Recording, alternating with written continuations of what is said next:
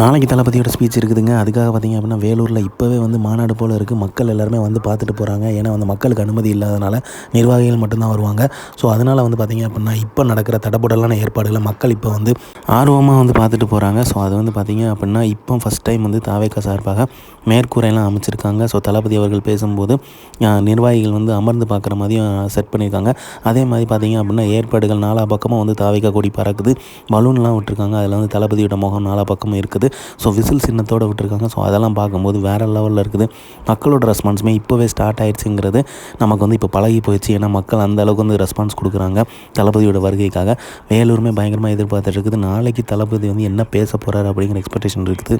முக்கியமாக பல விஷயங்களை வந்து பேசுவார். ஏன்னா தேர்தல் நெருங்க அடி அதிரடியாக இருக்கும் அப்படிங்கிறது நல்லாவே தெரியுது. ஸோ அவரோட ஸ்பீச்சில் வந்து அனல் பறக்கும்போது ஸோ என்ன மாதிரியான பேச போகிறாருங்க எதிர்பார்ப்பு பயங்கரமாக இருக்குது. ஏன்னா வந்து எல்லாருமே வந்து அவர் பேசினதுக்கப்புறம் ஒரு வாரம் வந்து அந்த டாபிக் போகுது. அந்த அளவுக்கு வந்து அவரோட ஸ்பீச் வந்து பயங்கரமாக வந்து இம்பாக்டை கிரியேட் பண்ண அரசியலில்.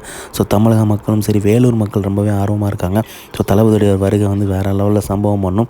வேலூரில் என்ன மாதிரியான ஒரு சம்பவத்தை பண்ண போகிறாங்கிறது பொறுத்து வந்து பார்ப்போம். இந்த மாதிரி தளபதி அப்டேட் தெரிஞ்சுக்கிறதுக்கு லைக் பண்ணுங்கள், ஷேர் பண்ணுங்கள், ஃபிலிமா சேனலை சப்ஸ்கிரைப் பண்ணுங்கள். தேங்க்யூ.